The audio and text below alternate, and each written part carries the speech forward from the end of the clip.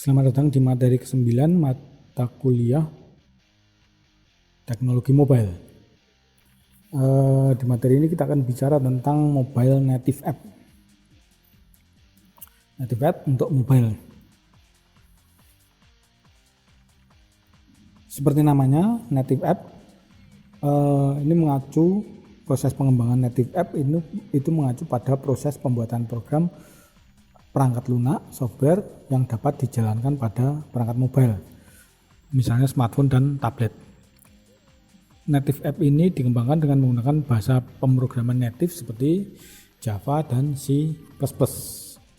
Ada juga yang pakai C# di Visual Studio. Dan jenis app ini menggunakan API native yang dibuat secara khusus oleh pengembang Android dan Apple untuk masing-masing platform, sehingga native app untuk Android dan Apple ini memiliki tampilan dan desain elemen yang berbeda, meskipun secara fungsionalitas adalah sama.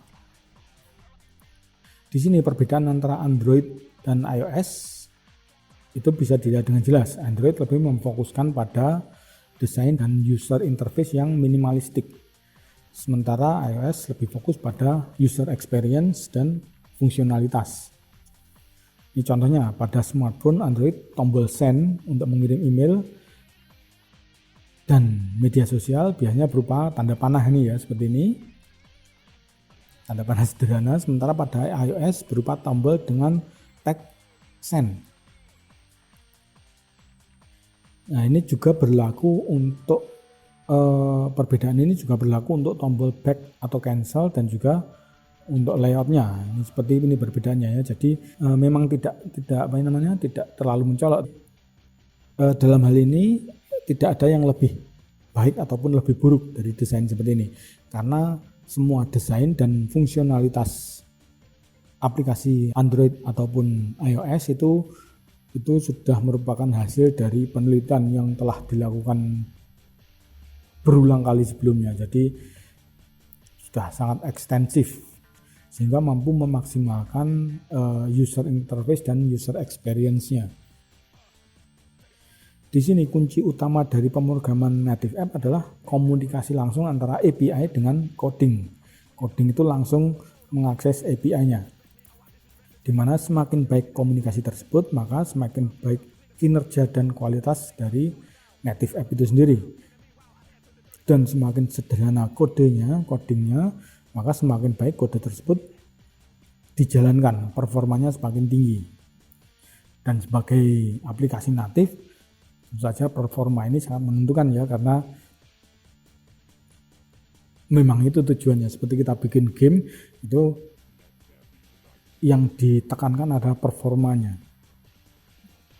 Kemudian di lain pihak, aplikasi hybrid selalu 1 atau 2 langkah di belakang native app. Itu ya perbedaannya ya. Karena developer aplikasi ini memerlukan waktu untuk mereplikasi kode aslinya. Nah, ini saat mereka selesai membangun API hybrid, itu developer native sudah menulis versi update dari aplikasi tersebut. Jadi selalu ketinggalan, karena ya memang lebih mudah hybridnya itu untuk dipakai. Dan sesuatu yang lebih mudah itu biasanya karena sudah ada. Kemudian karakteristik native app. Native app yang didistribusikan saat ini berupa file binary executable yang didownload dan disimpan dalam file sistem perangkat mobile. File native app khususnya dalam perusahaan itu biasanya didistribusikan oleh bagian IT perusahaan. Itu juga dipakai oleh para pegawai di perusahaan tersebut. Selain itu, distribusi native app juga dilakukan di online store, app store online, misalnya di iTunes atau Google Play. Namun kadang juga melalui provider jaringan seluler. Kalau kita pakai kartu tertentu, misalnya AM3 atau XL, itu biasanya sudah ada, biasanya pas kita pasang kartunya itu sudah ada aplikasinya. Native app ini berupa file instalasi, dan karena namanya file instalasi juga harus diinstal terlebih dahulu sebelum dijalankan. aplikasi ini berkomunikasi langsung dengan mobile OS, tidak perlu aplikasi atau wrapper lainnya. Jadi proses performanya juga lebih baik.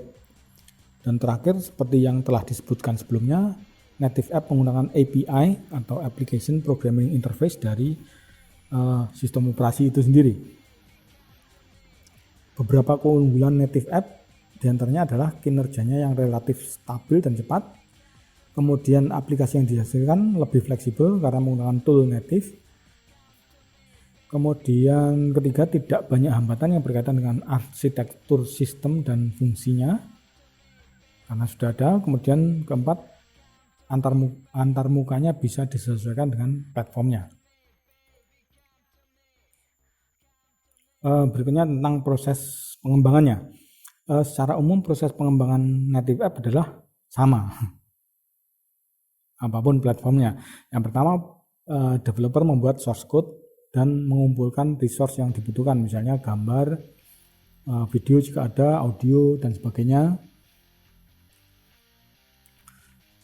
Kalau untuk game misalnya model 3D-nya, kemudian teksturnya, kemudian shadernya dan sebagainya.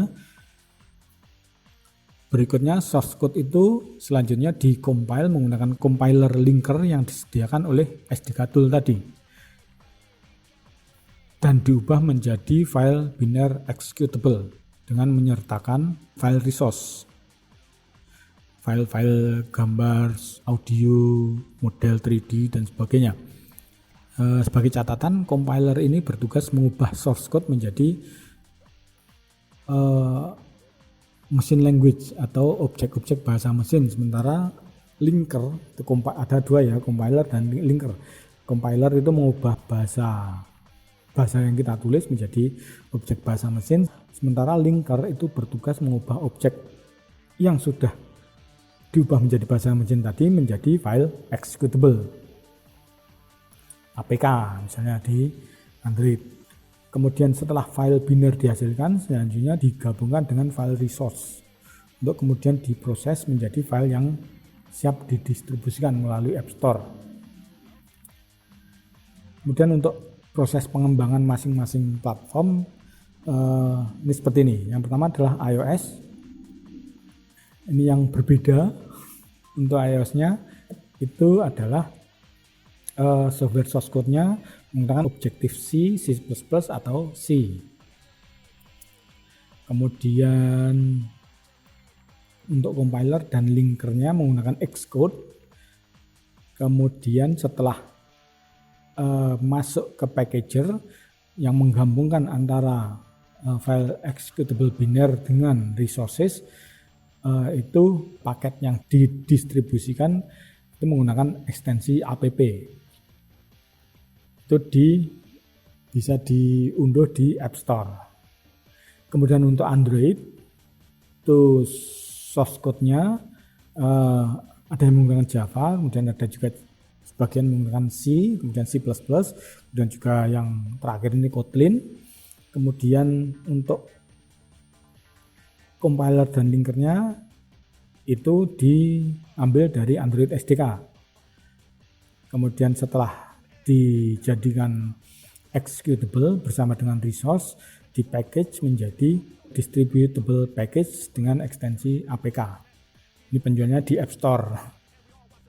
Kemudian kalau BlackBerry, ini kita bicara tentang sejarah ya. BlackBerry untuk source code-nya itu menggunakan bahasa Java.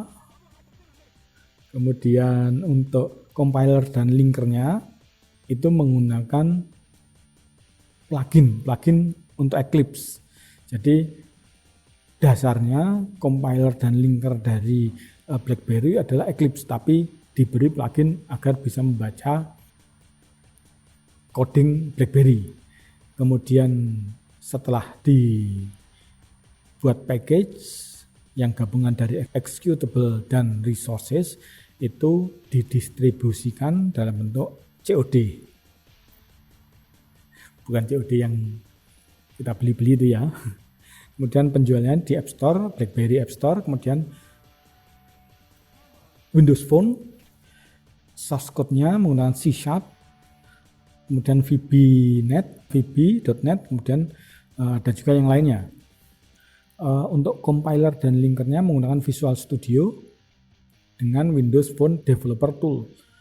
Kemudian setelah di package yang merupakan gabungan dari executable binary dengan resources itu didistribusikan dengan ekstensi XAP. Penjualannya di Windows Store. Ini ya secara umum perbedaannya seperti ini. Ada bahasa pemrograman yang berbeda, kemudian toolsnya juga berbeda, Xcode, Android SDK, BlackBerry Java Eclipse plugin dan seterusnya. Kemudian executable filenya juga berbeda, app, apk, COD dan XAP. Kemudian store-nya juga berbeda, Apple iTunes, Android Market, kemudian BlackBerry App World, kemudian Windows Phone Market. Di sini secara umum dapat disimpulkan bahwa pendekatan pengembangan yang dilakukan adalah sama, namun menggunakan IDE dan tentu saja source code-nya yang berbeda. Sehingga pengembangan untuk multi platform biayanya lebih tinggi ya, karena untuk mengembangkan iOS dan Android itu dibutuhkan paling tidak 2 orang programmer yang menguasai bahasa pemrograman C#, Objective-C, dan Java. Di sini seperti yang telah disebutkan sebelumnya, native app berinteraksi langsung dengan hardware perangkat mobile menggunakan proprietary API. Interaksi langsung itu artinya low level access ya. Low level itu artinya bukan low level yang levelnya rendah, tapi kalau dalam bahasa pemrograman low level itu artinya lebih sulit. Dia menggunakan proprietary API sehingga aplikasi yang mengakses hardware secara langsung, misalnya layar sentuh, touchscreen, kemudian juga untuk grafiknya, GPU-nya misalnya untuk game, kemudian untuk streaming data melalui WiFi atau jaringan GSM, kemudian audio, akses untuk mikrofon dan speaker, kemudian akses gambar dan video melalui kamera, kemudian akses orientasi pakai kompas atau accelerometer, kemudian informasi tentang lokasi atau GPS, dan juga penyimpanan data yang mengakses misalnya SD card itu dapat berjalan dengan performa yang jauh lebih baik dibandingkan dengan aplikasi non-native karena aksesnya langsung low level ya. API ini sangat cepat dan mampu memanfaatkan kemampuan hardware dengan maksimal. Ini sangat cocok untuk game dan aplikasi yang membutuhkan kecepatan. Kalau Anda bikin game itu gamenya harus cepat, nggak boleh Anda bikin game tapi gamenya patah-patah, FPS-nya cuma 10, itu nggak akan ada yang mau pakai. Bahkan game yang sudah cepat sekalipun kalau dianggap jelek juga kita nggak dapat duit. Akan tetapi aplikasi native ini juga ada kelemahannya tentu saja ya. Yang pertama seperti yang dikatakan tadi, masalah API dari native adalah bersifat proprietary. Ini artinya masing-masing operating system memiliki API yang berbeda. Kemudian biaya pengembangan dan pemeliharaan tinggi. Di sini misalnya kita bikin aplikasi untuk Android, maka kita perlu waktu dan biaya juga ya untuk melakukan porting agar bisa dijalankan di OS lainnya, misalnya ke iOS. Berikutnya high level API juga berbeda, misalnya untuk graphical user interface, kemudian untuk kontak, kalender, email, browser dan lain-lain. Di sini high level API-nya untuk mengakses elemen-elemen seperti ini juga berbeda, jadi perlu kerja lagi untuk dapat mengakses elemen-elemen ini di platform yang berbeda. Kelemahan utamanya adalah memerlukan resource yang berbeda untuk operating system yang berbeda. Resource ini artinya biaya ya, jadi kalau Anda bikin sebuah aplikasi misalnya game native untuk iOS dan Android, itu biayanya bisa 2 kali lipat. Dan terakhir, ini native app merupakan pilihan terbaik jika uang tidak masalah bagi Anda. Jadi kalau Anda punya uang banyak, Anda mau bikin aplikasi native apapun jadi. Tapi kalau Anda punya uang banyak, Anda mungkin nggak perlu bikin aplikasi native, Anda tinggal tidur aja di rumah ya. Ini mungkin cukup sekian untuk materi pertemuan ini. Untuk tugas silakan lihat di ELA. Sekian dan terima kasih.